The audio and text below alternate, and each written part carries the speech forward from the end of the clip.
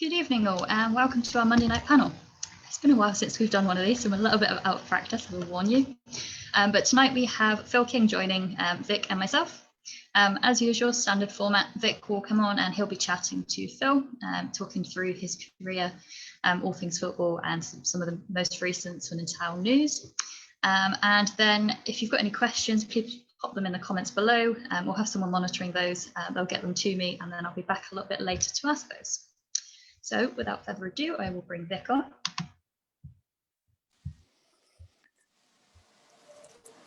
Hannah, very good evening to you. Hello. Good evening, Vic. Evening. It has been a while, isn't it? I think it's last year since we did one of these, so a long time. Yeah. It has been a while. It has been a while. Yeah. Right. Yeah. And fingers crossed, we should now get Phil on. Hello. And there he is. Wonderful. First time. Amazing. Can you hear me? Can you? Yes. Happy New Year. And the same to you. There he is, the legend Vic Morgan. Well, Phil King, thank you very much indeed. Most people say the leg end, but never mind. Never, not in my book anyway. Right, I am going to disappear now. I'll leave you to it. And yeah, I'll be back. If anyone has any questions, drop them in the comments below. Hannah, thank you very much indeed. Welcome along to the first On the Sofa event of 2021. We haven't done one of these since the summer, so it's an absolute joy to be part of this with the great legend that is Phil King. Phil, very good evening to you. Great to see you again. Yeah, thanks for inviting me on, Vic. Yeah, it's been crazy times we're in at the moment, isn't it?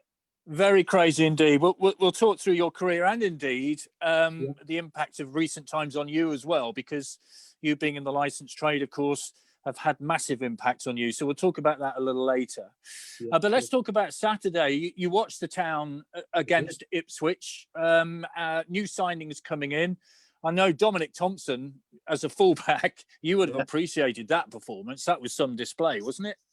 Fantastic. And it was nice, Vic, over the years when Swindon have been live on TV, we've kind of let ourselves down a bit, performance and result-wise. But Saturday, I thought they were superb. And the new signs, as you say, Thompson, fantastic player. And what a goal from Twiney, obviously back from Newport. I think he's done a couple of goals like that down at Newport. So, but I think, obviously, you know as well as I do, John Sheridan was my roommate at Sheffield Wednesday, and I spoke to him a few times. And he's not been too disappointed about the performance levels. Obviously, we've seen some of the defending has been, poor. And when you lose Doyle and obviously Yates, there's 40 goals gone. So, but on Saturday, I thought, it's really given us a lift. Yeah, and what was great, if you were a neutral watching that game, you'd have enjoyed that game of football, wouldn't you? It was sometimes when Swindon have been on, as you've said, it's been a bit disappointing. But, on Saturday, as a neutral, you'd have watched that game. Me, I was behind the sofa chewing my fingernails for the last 5 minutes. But, as a neutral, you would have enjoyed that game of football. Oh, without a shadow of a doubt. And I think it was a good advert for the division. Obviously, Shez has come in. Tough job. He's got a group of players. He's got a few injuries. And, when your confidence is low, it's difficult, isn't it? He's got a few loan players back. He's obviously got to January, managed to get a couple of signings in.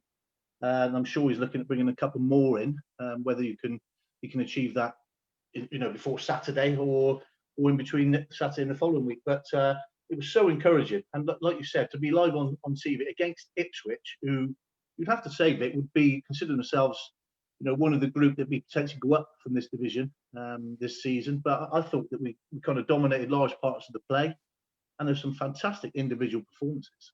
Yeah, you mentioned Scott Twine. I mean, there he is. He's the returning player, which a lot of people have pinned a lot of hopes on.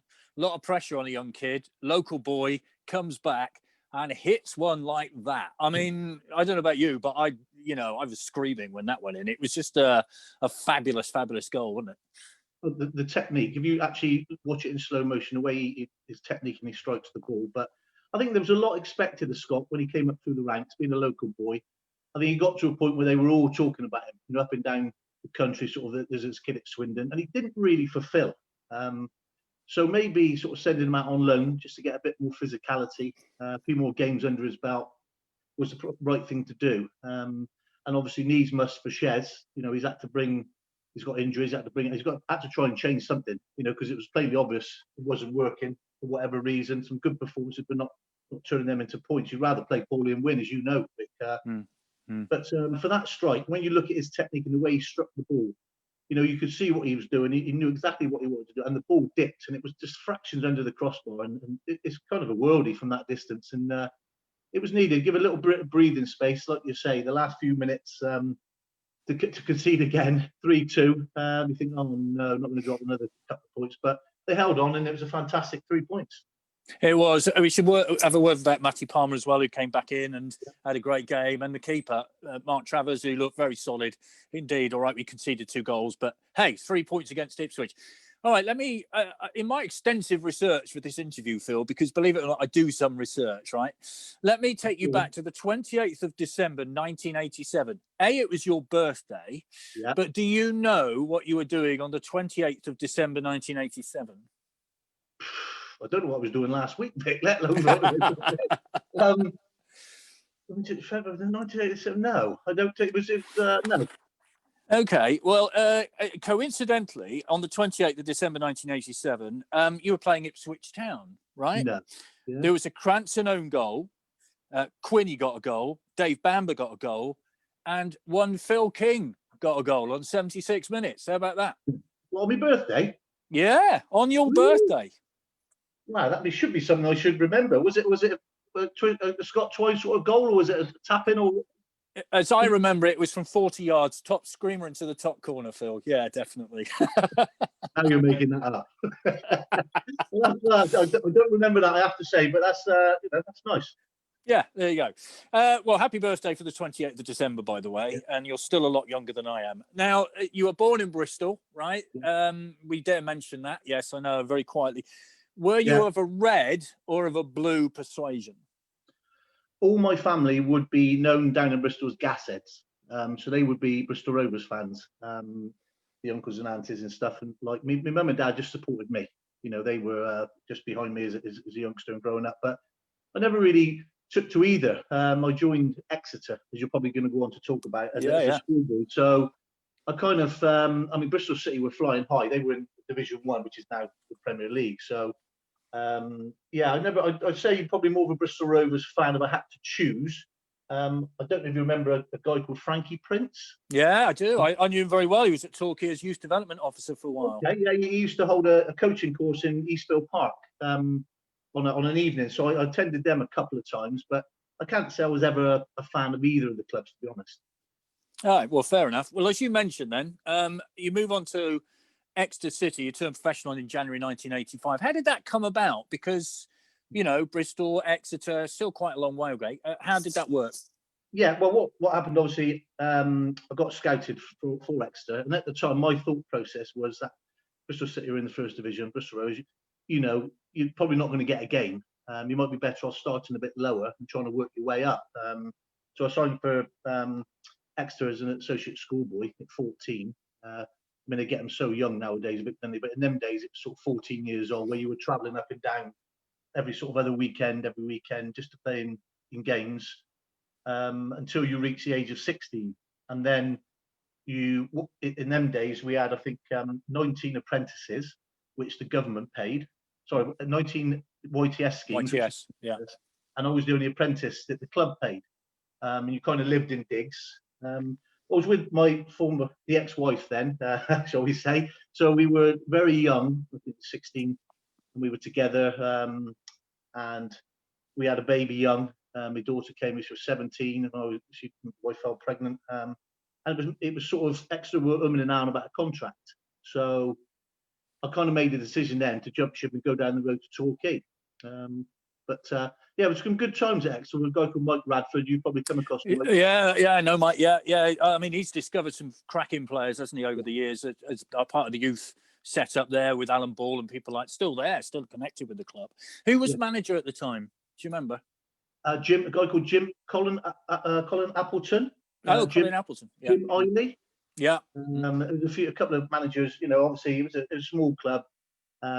He didn't really know much. You just played in the local area, so you sort of broke in to the first team. You know, it was all Tivertons, you know, Exmouth Town, and sort of all down that way. So he didn't, as a young kid, you didn't realise that there was football past Bristol, if you know what I mean. So, but it sort of went on. Me and my ex-wife at the time had a bit of a falling out, and I was a bit homesick.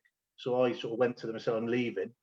I was going to pack football in," and they kind of talked me out of it and said, "Look, we'll turn you professional.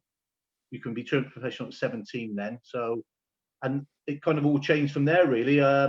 Turned sort of professional, was in the first team, and went on to play about 27 games towards the end of that season, I think it was.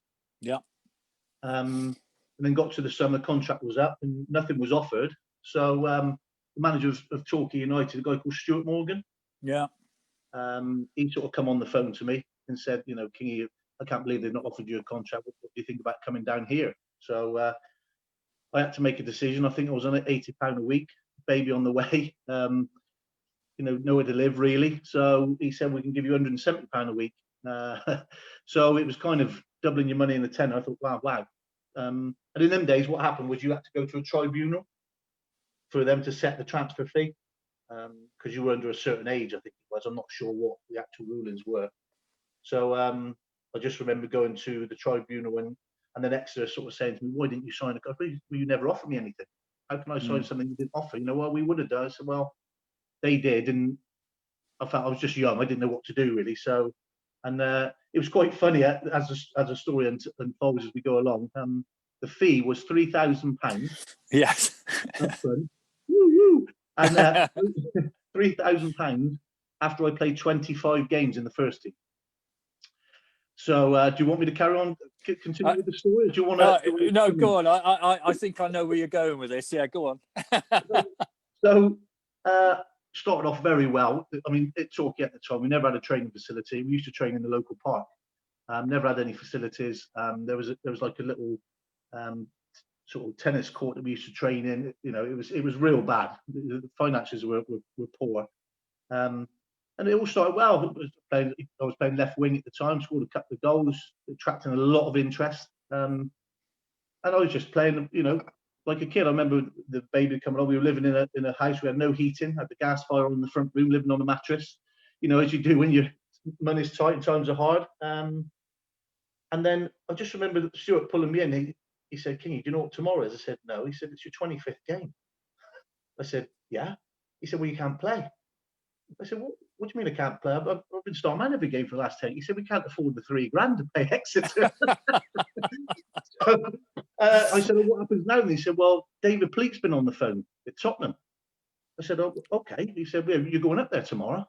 They've organised a game behind closed doors for you to play in, just to have a look at you." But that was in the likes of Vinnie Samways, Neil Ruddock, all them boys, Paul Moran. Do you remember all these? Sean Close, obviously.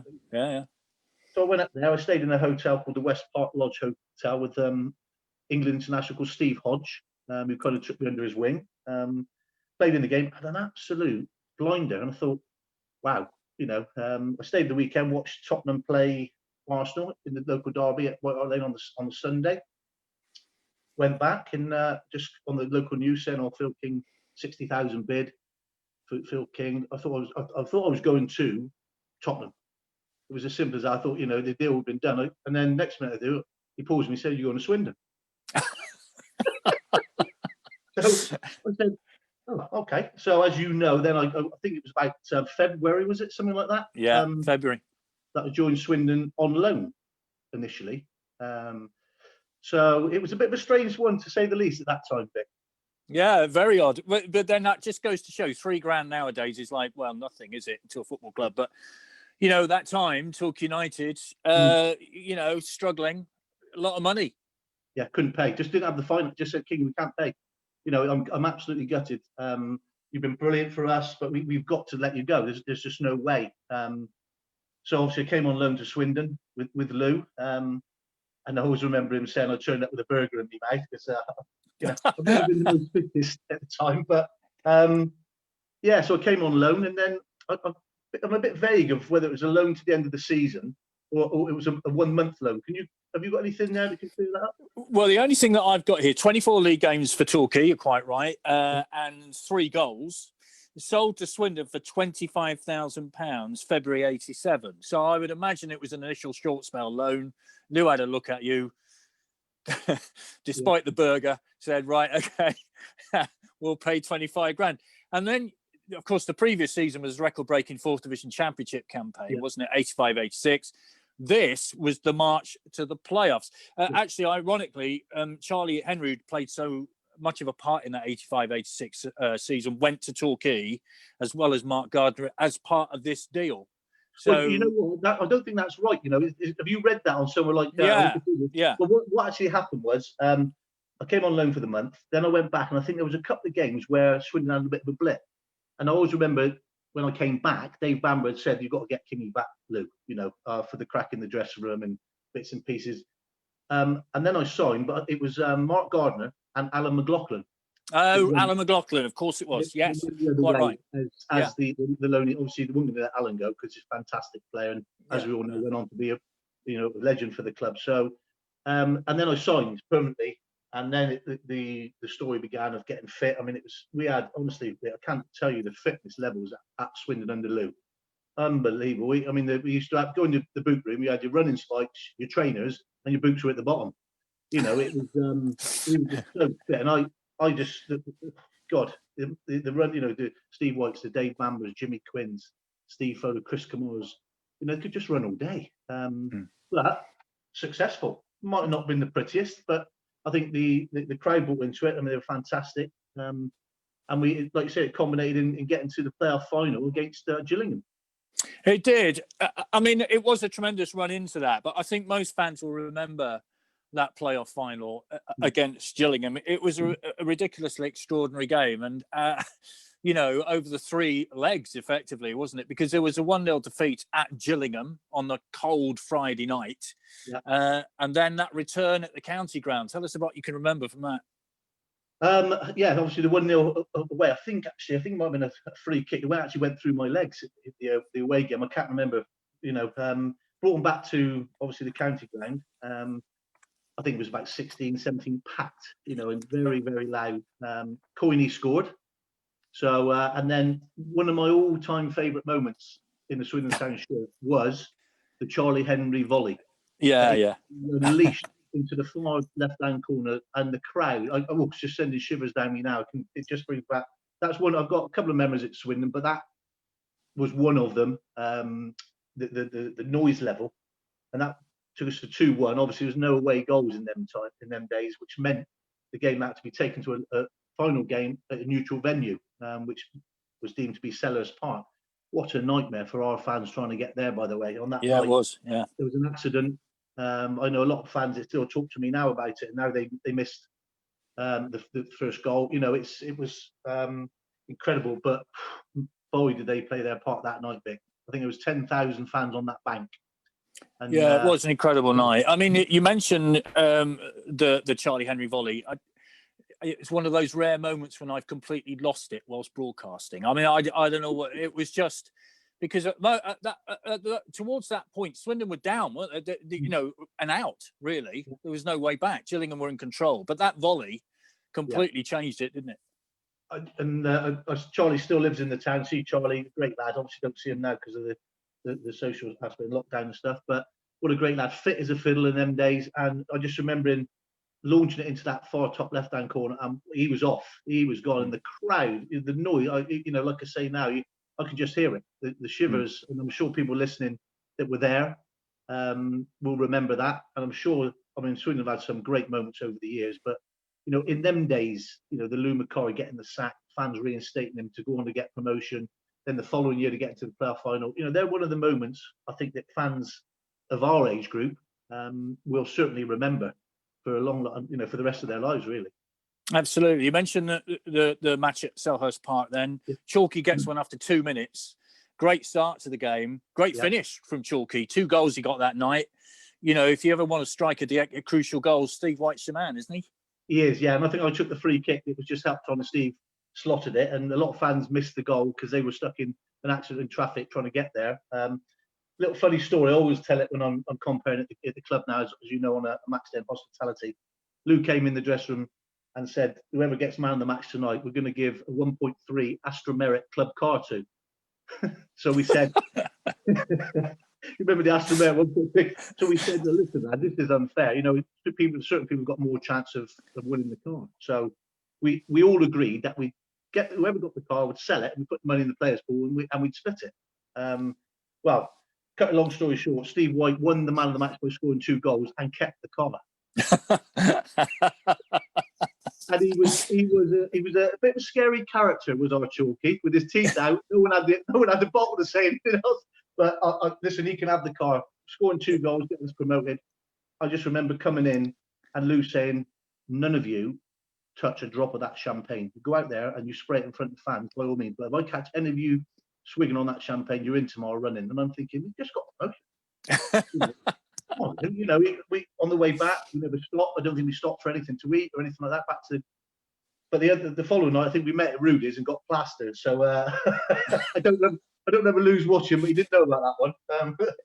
It was fantastic. And actually, what we should mention, of course, I think Ashton Gate. You played Bristol Rovers at Ashton Gate, didn't you? Just before that playoff game, and it was in front of a huge crowd, wasn't it? Bristol Rovers or Bristol City, Ashton Gate? Well, you played Bristol Rovers at Ashton Really? Gate. Yeah. Wow. Okay. Yeah. Yeah, I'm just going to check because I'm pretty sure you did. And it was. They were ground sharing, were they, at the time? Sorry? They were ground sharing. Bristol Rovers playing at Ashton Gate. It was one game. Maybe I've got the wrong season, but I'm just going through the memories of my head, really. Yeah. But it was a fantastic occasion, and there were like 20,000 people there. It's incredible. Well, I remember, if it's a game that we might have crossed wires on, that we played Bristol City. They had to beat us to get into the playoffs. Do you remember? And I think they were 1-0 up, and I think Peter Coyne scored an equaliser, and it stopped them from getting in the playoffs. We were already in the playoffs, so I don't know if it was that. I mean, my memory's terrible, but I'm not disagreeing with you. We might play Bristol, but I don't remember that. We got lots of questions coming in for you already, which Hannah's going to come to you a little bit later. So that season's done and dusted.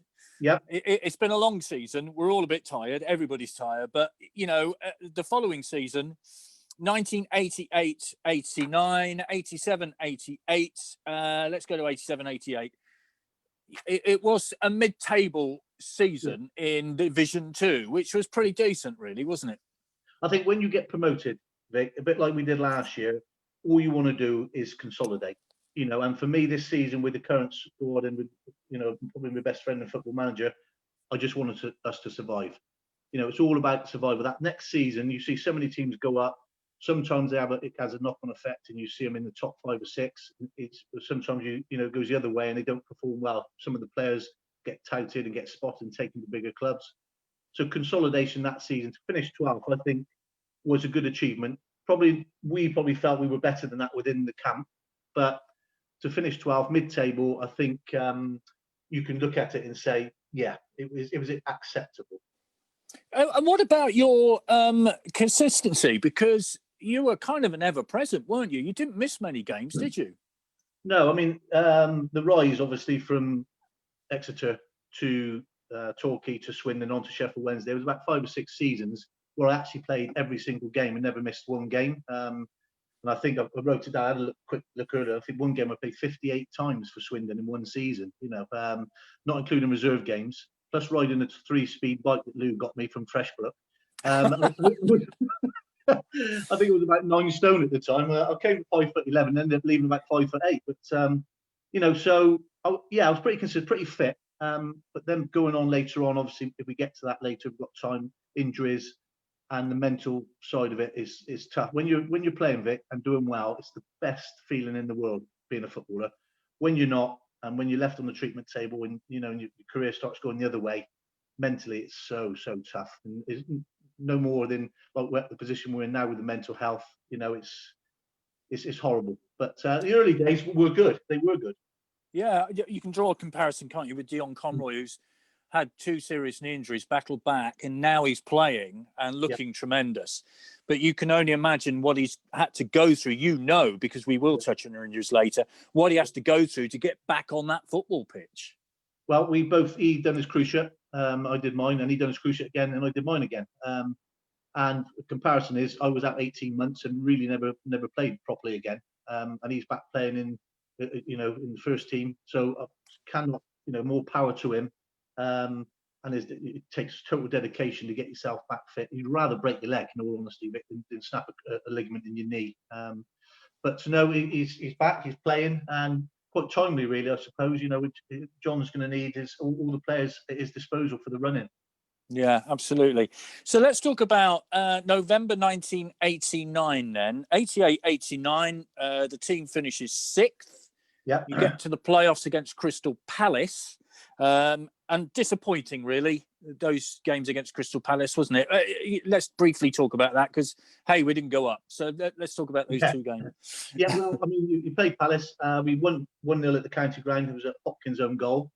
And then go away to Sellers Park. And they had a duo up front there that were fast making a name for themselves. A guy called Mark, who went to be a teammate of mine at Sheffield Wednesday, and Ian Wright, obviously. Whatever happened to him? Yeah. So they both scored a goal each, and they went on to progress and get promoted. So if you're going to go out in the semi-final, you want to go out to the team that goes on to get promoted, and they were a strong side, and the 2 up front were fantastic. Yeah, they were Wright and Bright. What a combination! I mean, I would say they're one of the best partnerships we've seen in English football for a long time. Wouldn't you say?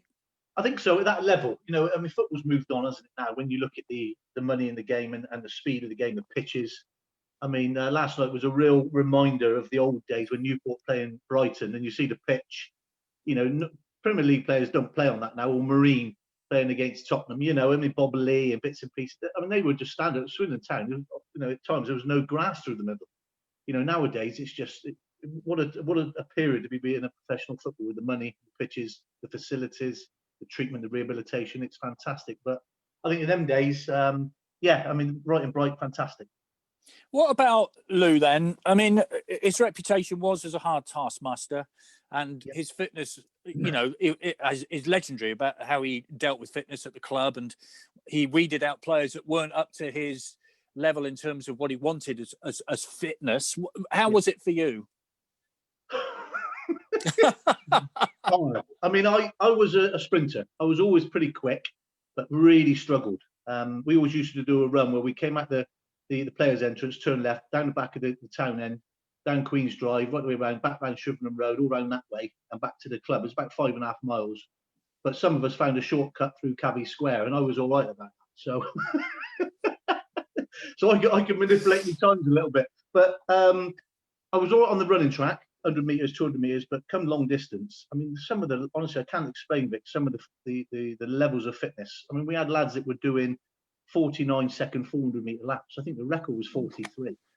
It was early 50, Dave Bamber, 51-second lap, 4 in a row, 400 metres. I mean, incredible standard of fitness. And clubs, when you know what it's like when players go out and they bump into players away from they used to hate playing Swindon because we were still going in the last 15 minutes at the same level we were in the first 15. And they used to hate playing against us. And I cannot thank Lou Macari enough for, I think he put me on a platform to go on and play in the first division, because without the fitness, I actually went on to Sheffield Wednesday and we did a 5.5 mile run in the first week I arrived at Wednesday with Ron Atkinson, and I finished 5th. And at Swindon Town, I was last by, I mean, we were talking a mile at least. So you don't realise how fit you are until you move on. And I can't thank him enough for what he did for me as individually. Did you get any trips to army camps? Because that was one of the great things he did. Did you go to any? Oh yeah, we went to army camp, stayed in the barracks and that, and we were up and down ropes and over, what they do in the assault courses and stuff. And it was, I mean, Lee was just a complete fitness fanatic, and he just loved running. He loved anything like that. We didn't really see a lot of the ball. People say the style wasn't great, but we were successful. And he brought players in that fitted into that style of play. He had obviously players that were coming in. Duncan Shearer came in, obviously, and had some goals. And Steve Foley's, Dave Bamber's, Kieran O'Regan's, Tim Parkin. I mean, Colin Coldwood. I think when Colin comes to the club, he was a complete mess, and he left the club a total teetotaler, fitness freak. So a lot of players have got a lot to be thankful for to Lou Macari, that's for sure. Another one, Colin, of course, who suffered a very serious knee injury and came back after that as well. Yeah, I always found it ironic that Lou used to win Manager of the Month and you get a big bottle of Bell's whiskey. I always just think that was quite ironic, really, because he never touched this stuff, did he? So, right. So obviously, you know, a semi-successful season, 88, 89. 89, 90, you start at Swindon. Yeah. And then in November of 89, yeah, a move comes to Sheffield Wednesday. How did that come about? Completely out of the blue. I remember, I think we were playing Brighton away on a Wednesday, and I went over on my ankle, and I had to come off, and I come in the following morning for treatment, and Ozzy sort of pulled me in, and he said, give him to my office, you know, in his Argentinian. So I've gone in there, and he just said, we need to sell someone. The club needs to raise some funds. We need some money. Typical Swindon. Ron Atkinson, we've agreed a fee with Ron Atkinson. He's currently sat in Cheltenham Hotel for you to go up and speak to him. And I was like, you know, okay. I'm sorry, you know, but the club needs money, and you're the only one attracting any interest at the moment. And yeah, so I come out there a bit dazed. I think I had some treatment on my ankle, and then I think I had to borrow a car I think it was that club car to go up to meet him in Cheltenham in the hotel. I just walked I remember walking into the hotel in Cheltenham, can't remember the name of the hotel, and he's there, Ron, and he stood up and he come to put his hand out to shake my hand, squeeze it so I almost broke it. So, Mr. Atkinson, he said, "Oh, you know, Phil, nice to meet you. Been following you for a while. Really like you to add you to my club. Do you want to come and play for me?" Big Ron Atkinson at Sheffield Wednesday. It was like, wow, Ron Atkinson thinks, you know, wants me as a player. Yeah, of course I do, Mr. Atkinson. Yeah. And he offered me. He said I was talking to Lou Macari, who was at West Ham at the time, and apparently Lou had said, he phoned him and said, "What do you think about the boy King? I'm thinking about bringing him to Hillsborough." And he said, "Well, if I didn't have Julian Dix at West Ham, I think I might have gone back and tried to nick him myself." So Ron said, "That's good enough for me." Signed, and I remember coming back to the club, and I drove up to Hillsborough or Sheffield and stayed in the hotel that same night on the Thursday to receive treatment from the England physio at the time, Alan Smith, on the Friday morning. And that's exactly how it happened. But as quick as that, and I didn't even know. I wasn't even thinking about moving. I was enjoying my football at Swindon. I think we hadn't long moved into a new house or newish house over in Freshbrook. You know, it just didn't even cross my mind. But I didn't think I had much of a say in it when they said the club needs some money. So off I go up to Sheffield on the Thursday and turn in Friday morning to the treatment table, and Alan Smith says, "There's no way you can play tomorrow. Not a chance." He's black and blue, swollen up. And Big Ron come in his shorts and his T-shirts, waddling away with his old tin lid flipping up. I said, "Is he playing tomorrow?" He can't play on that, Mr. Gaffer, he can't play on that. And he looked at me and said, "Do you want to play for me tomorrow?" And I was kind of, what do I say? He said, yeah, of course I do, Mr. Atkinson. And I played, and I got an 8 in the paper, and we beat Forest 1-0. I think Sheffield Wednesday was 6 points from 12 games. And he signed myself, he signed John Sheridan, a guy called Roland Nielsen, Danny Wilson. Obviously, he started bringing in some players, and it just all changed from that moment for the Sheffield Wednesday team. You mentioned it was Ozzy, of course, who sold you, and completely different, I'm guessing. Lou Macari, Ozzy Ardiles, completely different styles of management, wasn't it? Different styles because of the culture. But I mean, if you want to compare, you're probably better off comparing Lou to Ozzy, because when, say, if they was taking a corner on their right hand side under Lou Macari, I would be at the back behind the striker, in front of the striker, marking. Under Ozzy Ardiles, he said, "No, Phil, when we take a corner that side, I want you on the back post." And I'm thinking, well, I'm the defender, shouldn't I be at the back, you know, covering just in case the ball gets broke clear and you need support? He said, no, you get to the back post just in case it gets flipped on. I want you at the back post trying to head it in. And that was a total contrast in styles of the defending and the work rate. And all of a sudden it went pure football with Ozzy. Pure football, 1-2s, give and goes. And don't get me wrong, he obviously had to change the personnel to suit, which he did. And it was carried on, obviously, as we know, from Glenn coming in, fantastic, you know. But Ron was total football as well. And I think that was our downfall that season in '89 when I went. We got to a position where I think we needed about 1 point from 6 or 7 games, and you could have just said, like, let's just play a 1-5-5 and get a point. And we lost all the games, and Luton won about 5 out of 7, and they stayed up and we went down. And Sheffield United got promotion that same season into the first division, which is now. So it was horrendous finish to a season that year. Of course, the one great moment for you at Sheffield Wednesday, among great moments, I'm sure, the 1991 League Cup final. Manchester United, red-hot favourites in that game. I mean, you've mentioned already, there's quite a Swindon connection in that Sheffield Wednesday team, isn't there? Yeah. Peter Shirtliff, who was with Danny Wilson at the Town, of course, John Sheridan, who's now manager, yourself. And actually, I only throw this in because I spotted this. Lee Sharp was in the Man United team. Yeah. Was he at Torquay at the same time as you, or would you missed him? No, he was after me. He was right. He was younger than I am, Yeah, but, okay. I mean, obviously signing that season, we get relegated, and Ron sat us all down and said, look, lads, I think we're building something here.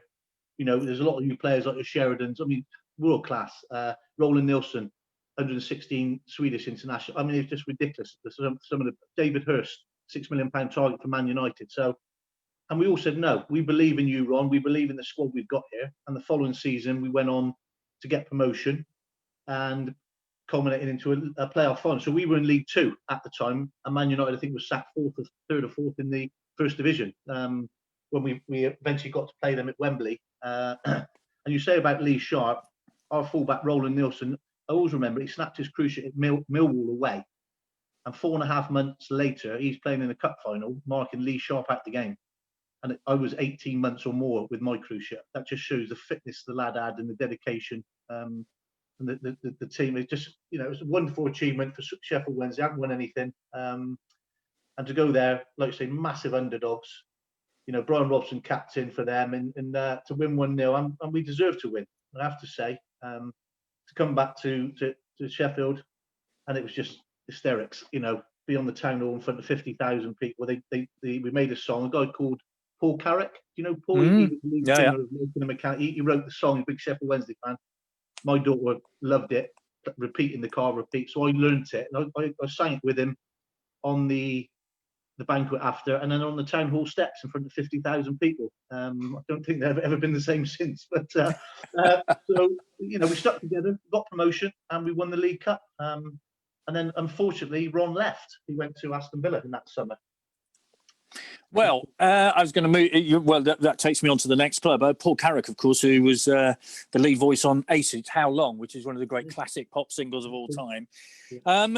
You went out to Notts County on loan before Villa. So how did that all come about? And actually, Villa was a 250 grand move. So these are decent sums of money you're going for in those days. I mean, what happened was obviously Ron left and Trevor came in, and they offered me a new contract. And I didn't sign it because I felt, that's one. I think I've got 2 regrets in football. That's the first one, not signing the contract, because I was first choice left back, and there was people in the reserves that were earning more money, and I thought, well, that's wrong. What I should have done was just signed it, got on with it, and then if you continue producing the performances you do, the money will come later. Money wasn't about that. I think I was on £500 a week or something like that back in them days. I ended up getting Supporters Player of the Year at Hillsborough that year, and then the contract wouldn't improve. Then I ended up snapping my cruciate ligament, and it was a nightmare. So I ended up sort of rehabilitated. They didn't do the operation to repair the ligament because they felt my thighs were big enough to compensate in strength-wise. So I just rehabilitated, and then I went out on loan to a couple of clubs. And I remember coming back. We were playing. If you remember, we played Arsenal in the League Cup and the FA Cup in the same season, 92-3. And I was in the stands or on the dugout, behind the dugout, in the semi-final when we played Sheffield United.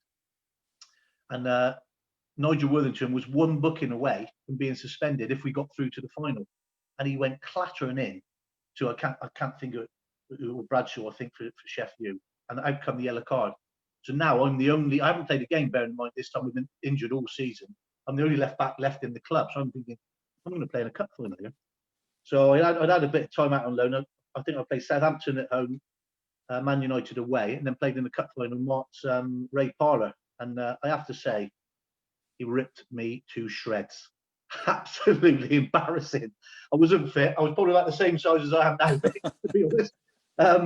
And they beat us. So I set up the first goal with a little free kick, me and John Sheridan. John Hart's finished off. And then they scored. I think it was Ian Wright got one. And Steve Morrow, remember he broke his arm at the end. Yeah. Yeah, so I played that game. Probably shouldn't have done. And it really started to be the end for me then.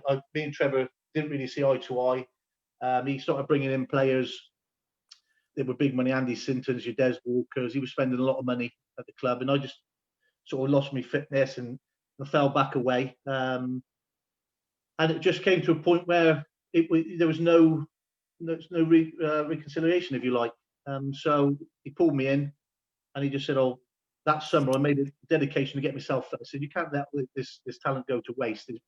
What I thought was talent go to waste." I got myself fit, and then he pulled me and said, "Big Ron's offered $250,000 for you at Aston Villa." So I went down, and I just remember Doug Ellis coming and meeting me in the car park. "Oh, Mr. King," he said, "eventually we've got our man." And I sort of took a step back. I said, "Well, Mr. Chairman, what do you mean?" He said, "Well, when Ron took over, a year and a bit ago, we offered 650,000 for you, but it got turned down." And you just don't know. No agents, no nothing. You just don't know about these sort of things. So wow. He said, "We've got our man for 250,000. We think it's a bit of good business." I was only there as an understudy bit to a guy called Steve Staunton. Yeah. Ron had some fabulous players at Villa at the time.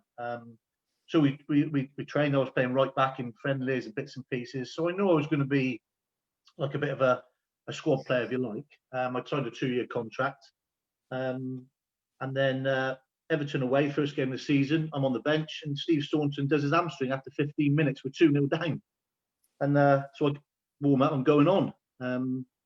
Goes on, and I pinged the ball out to the right. I think Ray Houghton crossed it in. Dean Saunders got an equaliser. Make it 2-1. And then I took the corner, got flicked on at the near post, and I think Hugo Egiog coming at the back post to make it 2-2. So I kept my place there because Steve Staunton was injured. I just remember the headlines: "Best signing since Paul McGrath," and I'm thinking, wow, that's a massive, that's not bad, is it? It was incredible. And I played about 7 or 8 games, and I thought Steve Staunton's coming back to fitness. Now that's me done. But he actually played Steve in front of me, a bit like the Nigel Worthington combination I had at Sheffield Wednesday, where I was full back and Steve Staunton played in front of me. And it was quite a success. We just couldn't buy a result. We were coming up against like Southampton. Mafia Letizia would ping the top corner worldie. We draw. And then we get beat. Then we win a game. And Ron and Doug never really got on. So, but I did have an individually good moment there, as you're probably going to talk about. I was just about to bring that up. Now then, if you were to talk to a Villa fan now, and you mention your name, you are beyond a legend at Villa Park. Now, explain the circumstances against an Italian team. What on earth was going on here? Well, I mean, when you think about it, I think I played 27 times for Villa before Ron got the sack and Brian Little came in, changed it all about. So to be classed as a legend, and you're quite right what you say. I still get now. I've had actually the last couple of days the Falmouth Aston Villa Supporters Club have been in contact, want me to do some bits for them, and you think, wow, one moment in your career at Villa catapults you into it's just amazing what had happened. Obviously, they finished second. They should have won the league the year before, but finished second, qualified for Europe, and then we drew Inter Milan in the first round. I mean, you're thinking to yourself, Dennis Bergkamp, Gianluca Pagliuca, record signing goalkeeper, it's Fontaine. They are all the world stars at that time. You're thinking, oh my God, couldn't we've got anything easier? So we go over to Milan and we play them in the San Siro, and we get beat 1-0. A guy called Ruben Sosa. I don't remember. Ruben centre forward scores a penalty. We did all right. We did all right. And then we brought back to Villa Park, and Ron had little quirks, where he'd try and get under their skin. He had John Fashion who doing kung fu karate movements on the centre circle spot, and they're sort of Dennis Bergkamp's looking over him and thinking, He had a little opera singer come in the dressing room. He opened our door and he walked in. He got him to sing Nessun Dorma at the top of his voice. You could see Inter Milan players looking out their dressing room door across the way, thinking, "What's going on in there?" Just little things like that Ron was so good at. And then we played the game. What an atmosphere! I think it was 33,000 at the game, sold out, and end-to-end stuff. I mean, they could have scored. It could have been 3-3. And Ray Houghton, remember Ray? Obviously fantastic.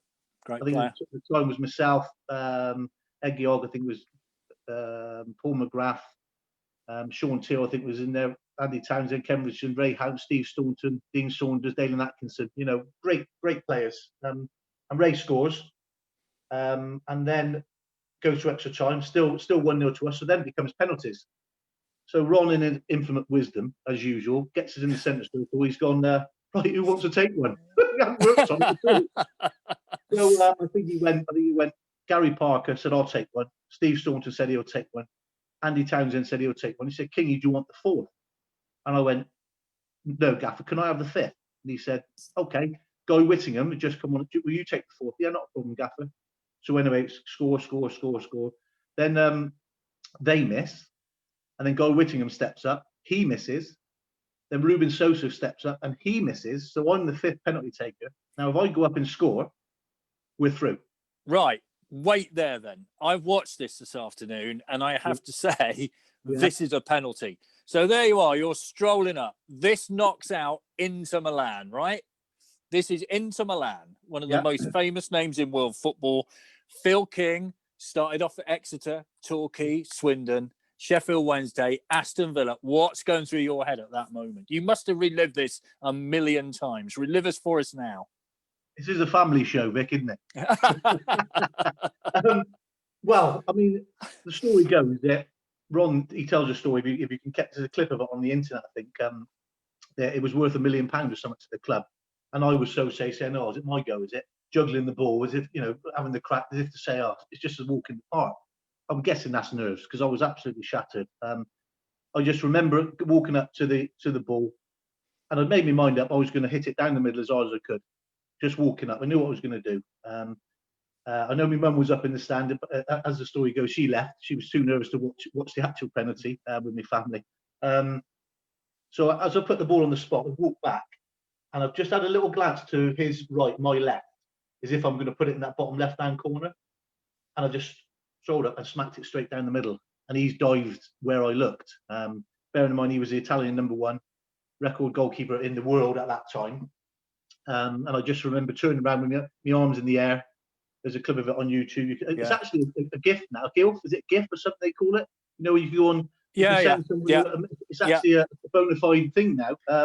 Because the commentator says, "You beauty." So that's right. I can see them all running towards me, and I think, I'm so tired I can't move. And I just remember, I think it was Michael Oates, the reserve keeper. I think Hugo, Steve Staunton, they all piled on me, and I thought, I'm going to get squatted here, and I'm terrible for claustrophobia. So I thought, I've got to stand up. And as I stood up, my hamstrings have just cramped up. So I'm sort of just stood on the spot going like this.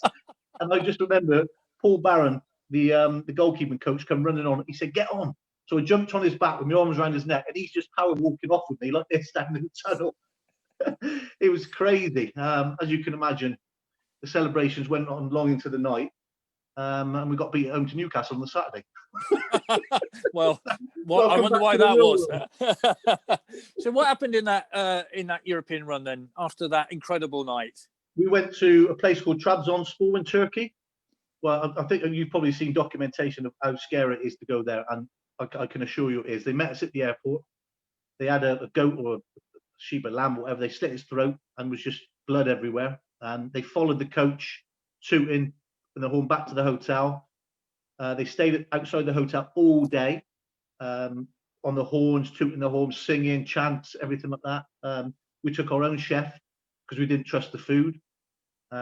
We got to the ground 2 hours before kickoff, full, you know, and Ron said, "Go out and give them a wave, get them on side." God's sake, look, it's so hostile.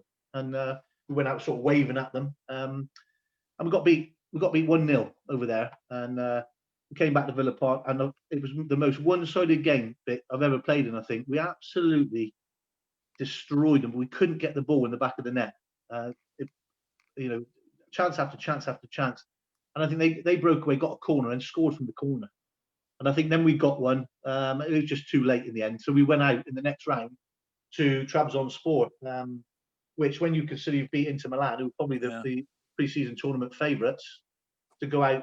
But playing in Turkey was some experience. I played in a few countries, played at AEK Athens in places, you know, played in a friendly against Real Madrid. And, well, I think I played, never got a kick of the ball. But You know, it was incredible, absolutely incredible, hostile place to go and play football. I don't know where does that Inter Milan moment rank. I mean, I'm not talking about family wise, and we'll leave that to one side. But in terms of your life, where does that stand? Is that like the best moment ever? Can you?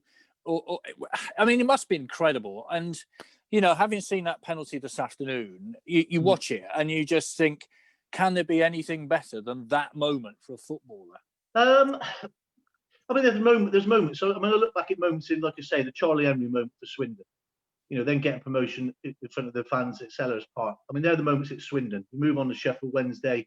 I got an England B cap there. I got supporters. Yeah, we've got to mention that. Yeah, we should have mentioned that. Yeah, you know, got a supporters player of the year. Got promotion. Beat Man United at Wembley. So they're moments. You move on to Aston Villa. You know, you have a moment collectively where you're, oh, what a signing this lad is. You know, and then you have an individual moment. You score a penalty, and you're on top of the world. But football as a way of biting you in the bum. You know, I think about 10 games later, Ron gets a sack and it changes. You know, Brian Little came in that season. It was quite funny actually, because that season I became a bit of a squad player, in and out the team. And then I always remember him coming to me. The last game of the season, we had Norwich away and we needed a point. And he said, Kingy, he said, he pulled me in his office. He said, I'm going to put you on the bench Saturday against Norwich. So I went, oh, okay, yeah, it's great, thanks, Gaffer. He said, yeah, because you know the lads love you. You're great for the dressing room. You're so funny. You've got a great personality about it.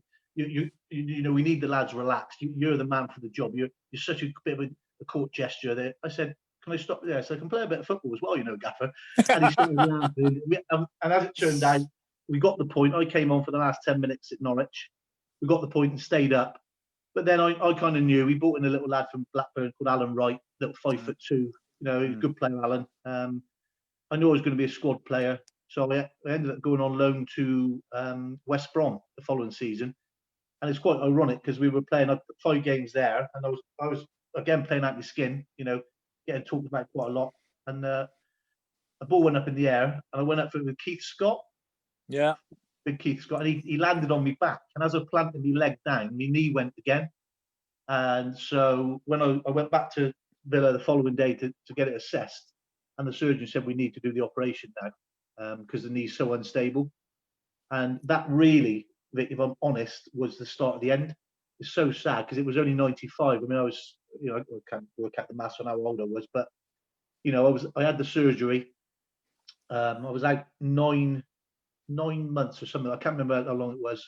And I just remember playing Lincoln away and I'm on the bench and I'm saying to Brian, get me on. Brian Little, get me on, Gaffer, get me on. And he said, no, King, you know, you've got serious injury. You know, you need to, time will come. I said, no, get. So he put me on. And for 10 minutes, I was like Zidane, pinging the balls, taking corners. The ball came to me and I've pinged one. I pulled my thigh and I was out for another 8.5 months with that thigh muscle. So I was out, it was a period of about just under 18 months. And it was soul destroying, watching the players going off and playing football, you know, being successful. They got to the cup final that year, in one against, I think it was Leeds, Aston Villa Leeds. So sad. I mean, the moments are really dark, Vic, I have to say, you know, in the current times, people that are suffering from mental health, please talk about it, because I didn't, you know, and looking back now, you know, you were deemed as probably weak if you didn't, if you went for help. And so you just take it on board, you take it out on probably your wife at the time, kids, your family, your mum, dad, you know, whatever. Sad. And I just sort of, I struggled and become real hard then. And after 18 months out, Brian Little pulled me and he said, look, Kingy, Steve McMahon wants you at Swindon. And I can get you out the door on a free transfer. I'm not going to tell Doug I'm letting you go. I want you to go and try and sort your career out because you're not going to get game time here, which was a nice gesture. And really, I'm not sure whether that was the second mistake in my career, you know, coming back to Swindon, because somewhere I loved. Fans, I'd like to think, thought a lot of me. And you come back, Vic, thinking, yeah, this is going to be easy. Just come from Premier League, you know, to Swindon Town. The fans love you. You're already a winner, you know. But the body really had gone. And I mean, Steve McMahon, I shan't go into that, but I don't think he was the most nicest of man to come and play for at the time. So, yeah, I maybe should have retired, but it was quite young at the time. As it turned out, I played a few games, was struggling, couldn't get fit. And then I fell out with Steve, and I spent virtually the whole season just in the wilderness until Jimmy Quinn got the job. And he called me and said, "Keith, what have you done here?" I said, "Well, I talked. It's a private matter. I shan't go into it." But he said, "Right, well, your first choice. If you can get yourself fit, you will play for me at left back." And I just couldn't get fit. Hamstrings, calves. I was getting off the coach, pulling the calf muscle, getting off the team coach. I mean, the body had completely given up. I wasn't the best trainer, Vic, if I'm honest. And as you can see from me now, I love me food. I think nowadays with the money they earn, I could say, "Look, Vic, there's £1,000 a week, Vic. You keep me fit. You get onto me. You be Lou Macari for me. Get me back playing on that pitch, what I love to do."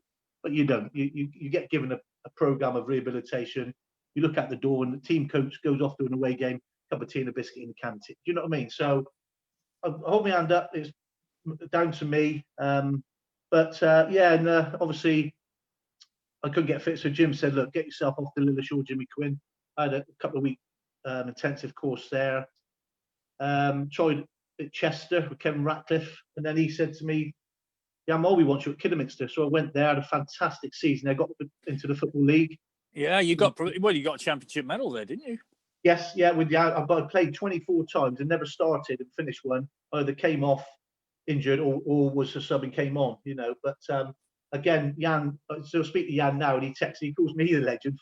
I'm thinking, Jan Molby's one of the best players. He's the best player ever. Say, "Jan, why don't you play? You can't get the ball off you."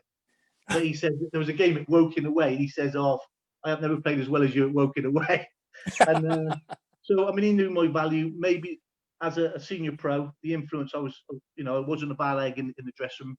So I was always happy-go-lucky and funny and relaxing players. So I think, maybe I didn't have as much involvement, but I played a massive part in getting promotion into the league that season.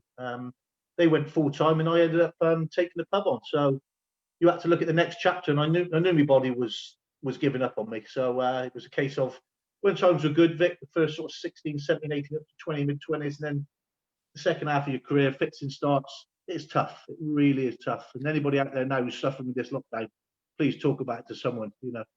It means you can spread the workload. It really can.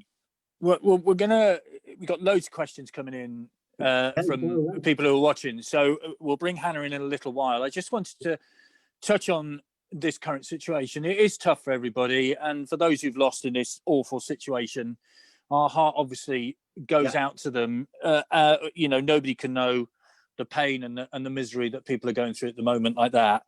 But for somebody like yourself, you're in the hospitality industry. I know from the pubs near me, 1 minute they're open, 1 minute they're open for takeaways, next minute they're shut.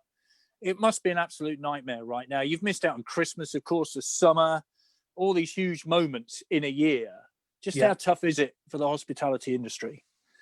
It was really tough. I mean, I had COVID. I got tested positive, but then no symptoms, slight cough, felt a bit tired, did the isolation, and had no signs since. So, but as you see, I mean, a friend of mine was in intensive care.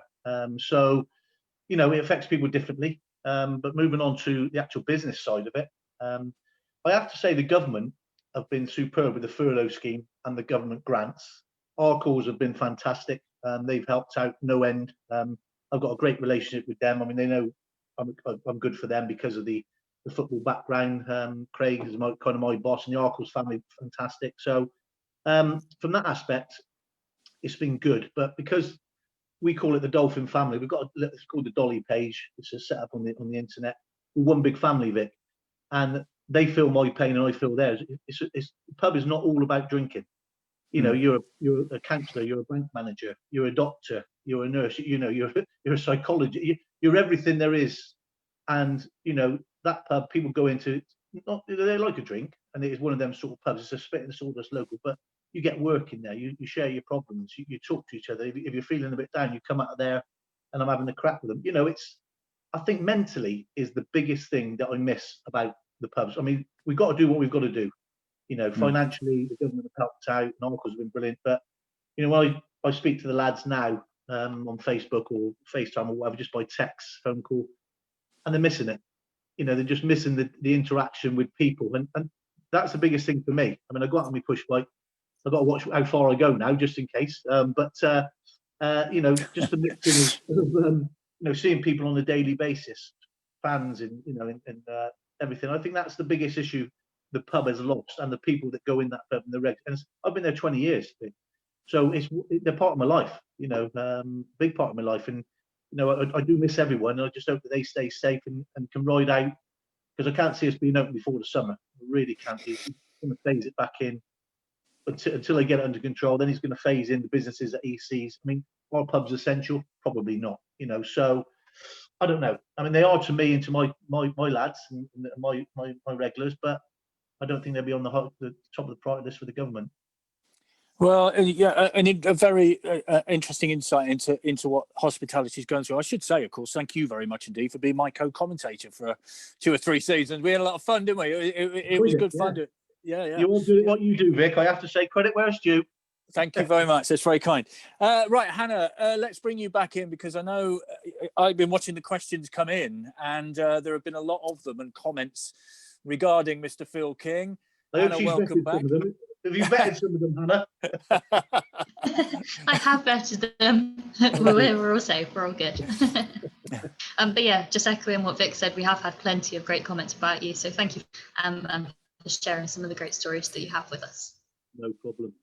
It also seems that you've got quite a few friends watching tonight. We've had a few memories checked in here. So the first question is from a friend called Tracy. So she said, do you remember her? She said, apparently you've got a tendency to forget, even though you've been friends for about 20 years.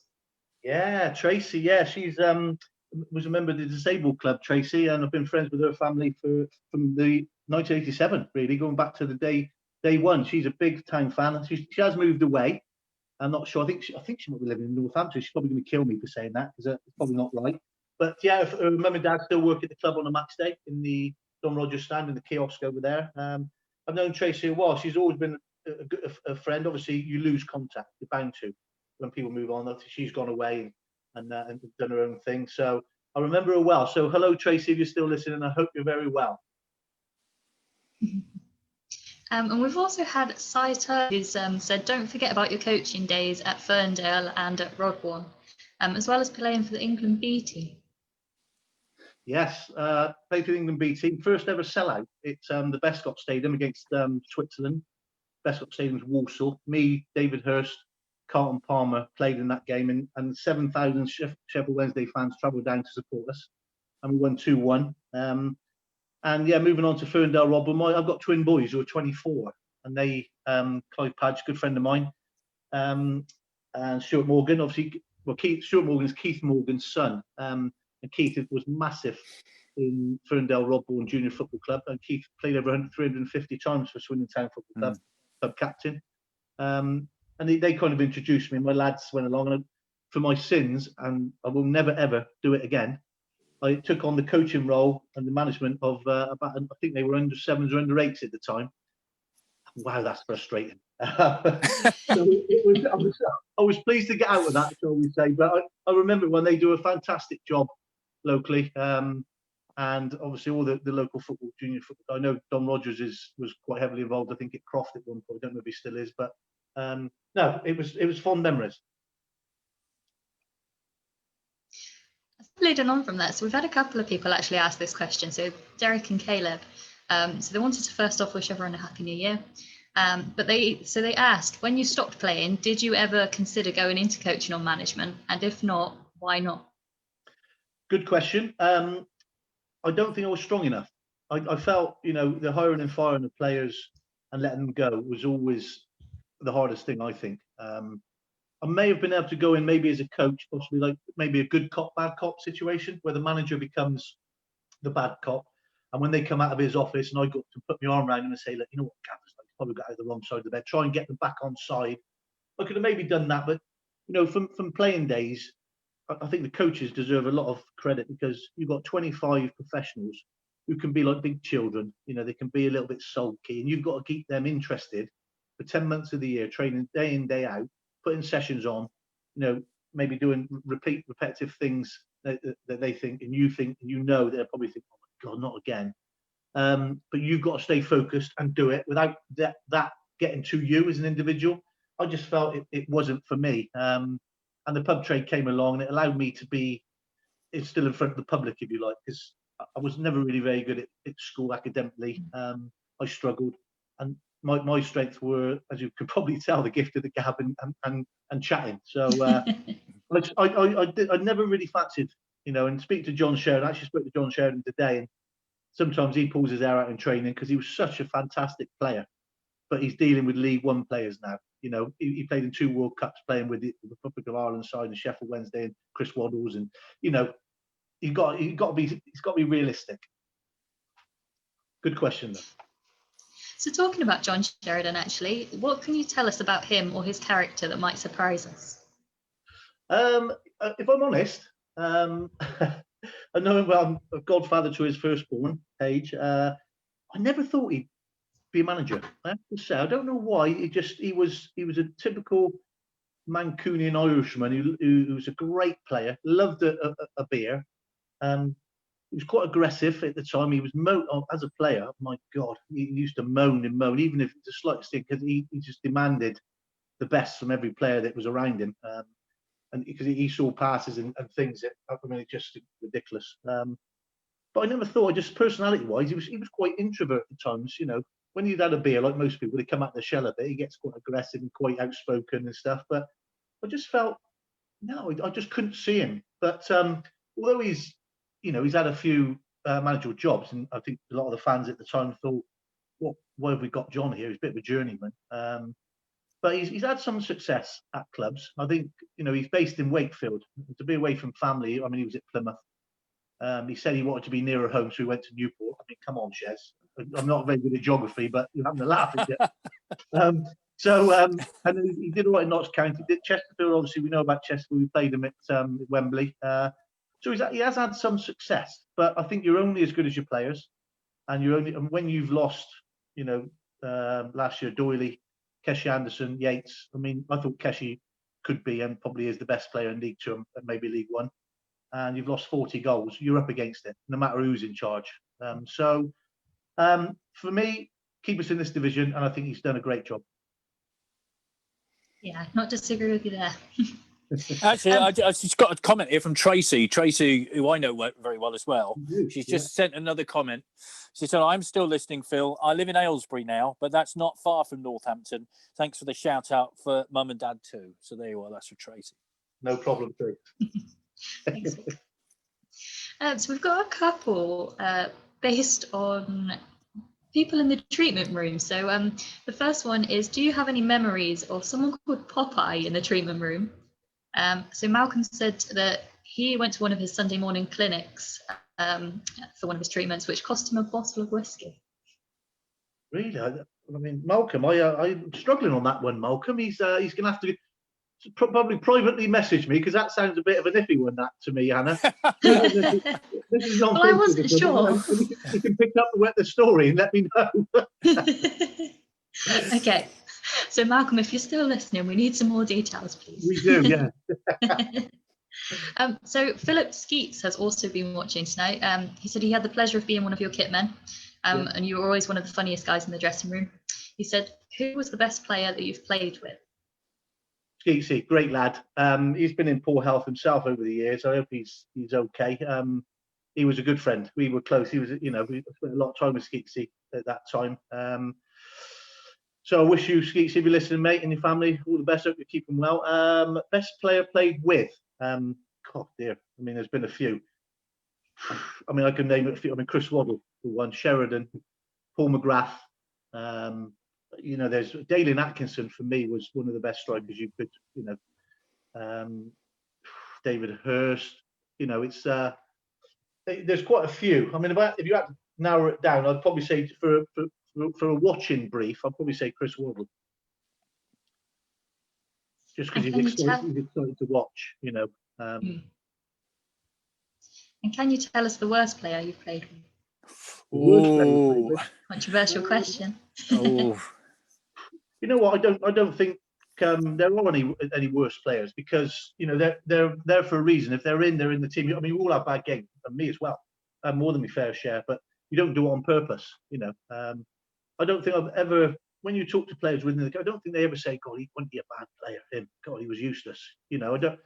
I don't think there's any players that would stand out. I've never been that sort of way inclined to, I'd be more, if they were having a bad game, to try and help them and try and do a little bit more.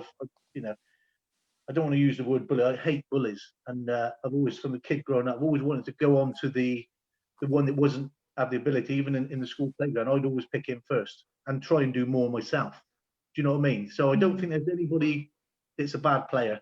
I think they just maybe don't get it right, or maybe they're, maybe it's not for them the club they're at. So I think if you're playing professional football, you don't become a bad player overnight. Definitely.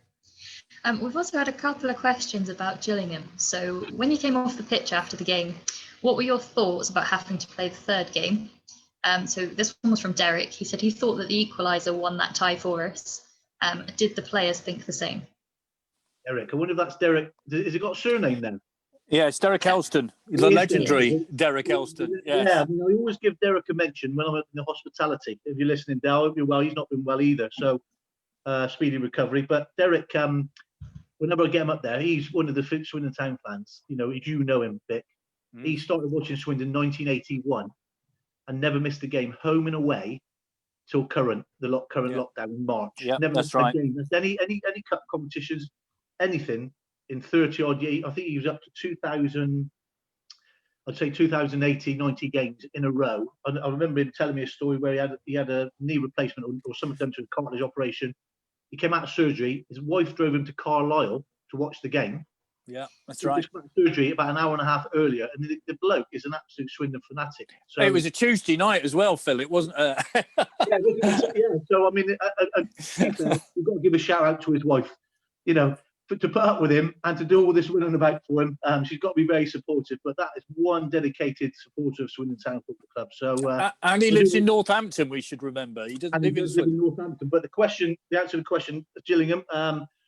Just relieved to get the final game to go to a neutral stadium, because at one point, as we spoke earlier, we were out.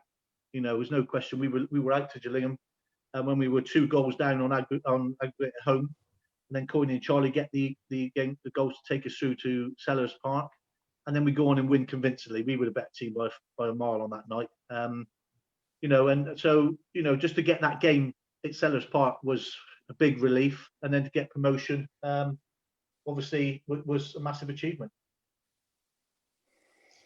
Pete has asked, have you actually heard Vic's commentary for the equaliser against Gillingham? No, I don't suppose we've got it. Have we? Will it be on any social media sites, Vic? Will it? I just don't know, to be honest with you. It's been such a long time ago. It was on we did a souvenir tape at the time, if I remember rightly, with a certain radio station with a certain presenter whose name I won't mention. But it was, we did put it on. I don't know where that tape is. I've got it somewhere in the house. But Aguero moment when I think it was Martin, what's his name on the event? Aguero! I think it was a bit more hysterical than that, Phil. Well, you're a Swindon Town fan, aren't you? Yes. I don't know. You still live down in Devon? Yes. Yeah. So you travel. You're again another Derek Elston. You travel to home and away games from sort of down in Devon way. Yes. So, yeah. Fair play to you.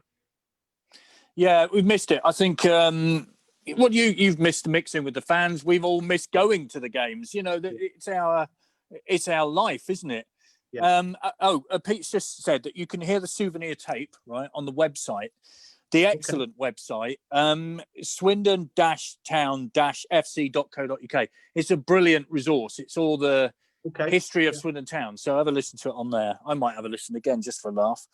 But no, don't tell us a lie, you. But it's just.